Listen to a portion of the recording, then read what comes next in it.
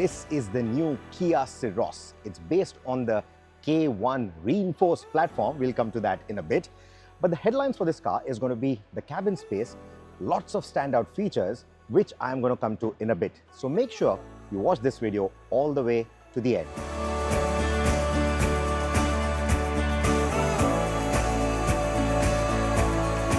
So, Kia Ceros. Let's talk about the design. Now, I won't blame you if you can immediately see a little bit of that Carnival inspiration. So, opposites united, that's the design theme that they call it, right? Which is why you see that Carnival inspiration right there. It aims to give the vehicle that upright stance, and what really contributes to that are these really big headlights that you see in the bumper. Now, the DRLs are going to be right on the side. It's a refreshing change. We have often seen headlights in the bumper and then the DRLs forming the brow on top. They are not doing that here. The DRLs are vertical elements upright right next to the headlights. And the headlights themselves get that three-pot arrangement, the ice cube lighting pattern that Kia likes to call it. Now, on the top-end variant that you see here, you get these LED headlights, but on the lower-end variants, you're going to get a similar arrangement, a three-pot arrangement, but it's going to be halogens is what you're going to get there.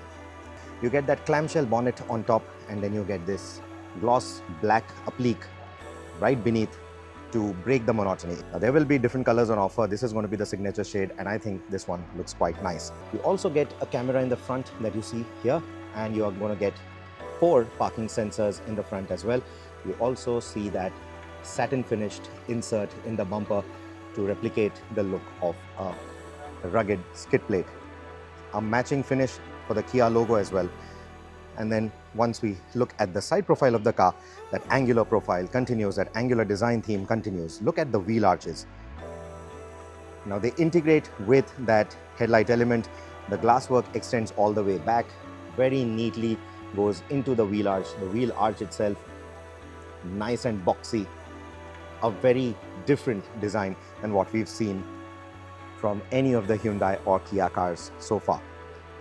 You will also notice that the window line is pretty tall, and the shape of the windows also mimics that angular design theme quite well.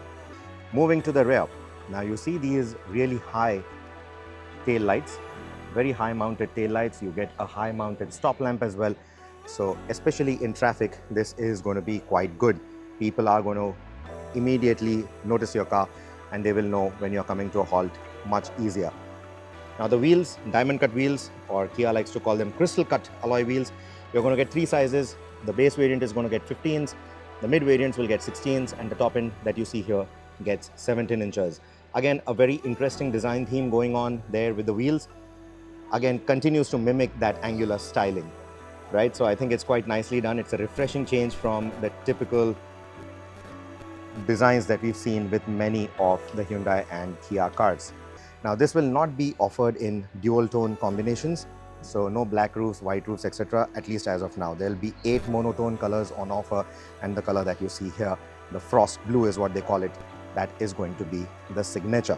Let us step into the cabin now. So that is how the flush door handle opens on this car, and you will see that the driver's side gets electrical adjustments, again something that we've seen in cars like the Venue and the Sonet. Now, stepping in, the first thing you're going to notice, the new Kia steering wheel. So you get this Kia lettering, which is a bit offset. All the controllers are sort of familiar. So you have your telephony and all your music controls right here. And then you get a drive mode selector, and it's a really sporty looking switch that you get here. And you get 3 driving modes, that's Eco, Normal and Sport, which is quite nice. And then you also get the traction modes. Yes, in a sub 4 meter car, you're getting traction modes. So you have snow, mud and sand, depending on which kind of terrain you are driving on. And you will see that it's a complete display that you get here. It's not just a multi-info display panel in the center. It's a full digital display that you get here. In fact, you're getting 30 inches of display space right here. So essentially how that is split is that you get this particular instrumentation, which is 12.3 inches. You get the infotainment, which is again 12.3 inches, sorry for the reflections. And then you get this 5-inch center panel, which gets you all the AC controls. Now in terms of the infotainment, very slick, very easy to use, and we see a different skin here or a different layout here compared to what we've seen on cars like the Sonet and the Seltos. So you will see that the phone projection is right here. You can get voice memos, you can share your destination. So that's another nice connected tech feature that you get. And you also get all your weather updates right here. If you need, you get the calendar. So connected tech, of course, is going to be one big talking point with this car. So you're going to get a fast charging port. You're also going to get another port which is going to be for your fast charging and for your media, and you can just switch between that. So if you want to use media here for your CarPlay, Android Auto, etc., you can do that. Just a press of a switch and it turns into a fast charger. So depending on what your need is, you can do that. And right below that, you get this wireless charger, a very nice white texture, white color given to it. It looks quite nice, and this looks like recycled material to me with the kind of texture that it has. And you also get this digital view for it, so you can get that complete 360-degree view. It renders that for you. So that's quite nicely done. Then you get 2 cup holders over here. The key is going to be nice and chunky. Just check out that key. So that's again very much like what we've seen on the Carnival. And you're going to be able to just turn this back. You can just roll this back and it becomes a big cubby hole for storing knickknacks. Just press the button here and these cup holders just open. So that's quite nicely done. And then you will also see the ventilated seat switch right next to the door handle. So that is another neat touch because you get ventilated seats up here. Very important for the Indian conditions. Sub 4 meter car, and just take a look at the kind of knee room that I get here. It's excellent. Foot space is brilliant on this. And not just that, you also get this big glass panel as your sunroof. Now the front section opens, of course. Now in the higher variant that we are sitting in right now, you get the glass coverage all the way to the back. But in the lower end variants, you're still going to get the sunroof at the front. So that's another good thing. So it adds to that roomy feel. The other good part is you also get these retractable window blinds. So if you want that roomy feel, you get it. If you just want some privacy, you can just pull this up and you're done. You also get ventilated seats at the rear. Now that's one standout feature. Again, for our hot conditions, ventilated seats for the rear is just amazing. So in case in places like Mumbai, you want to have this car as a chauffeur-driven car, you can do that. You also get a center armrest with 2 cup holders. Now you might say the angle is a little weird. It looks like that to you because you see the seat can be reclined. So you get reclining seats. Not just that, you can also adjust it for reach.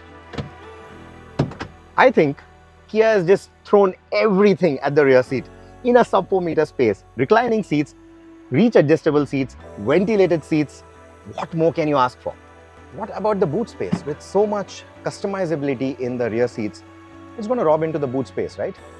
Well, they have this parcel shelf. So let's just remove that so that you get a clear view of the boot here. You see now this seat is all the way back. That seat has been pushed all the way in the front. So basically when you push the seats all the way to the front, you get up to 460 liters of boot space.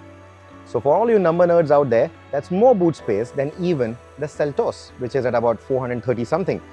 But when the seats are obviously all the way back, still, I think the boot space is not going to be that bad. You'll still be able to get 2 overnighters or maybe 3 overnighters easily in there. So your weekend's worth of luggage should not be a problem at all.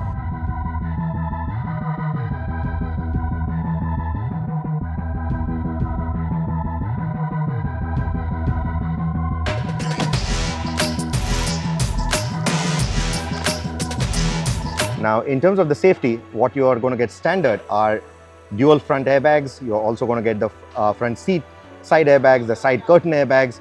You're also going to get a Highline tire pressure monitoring system.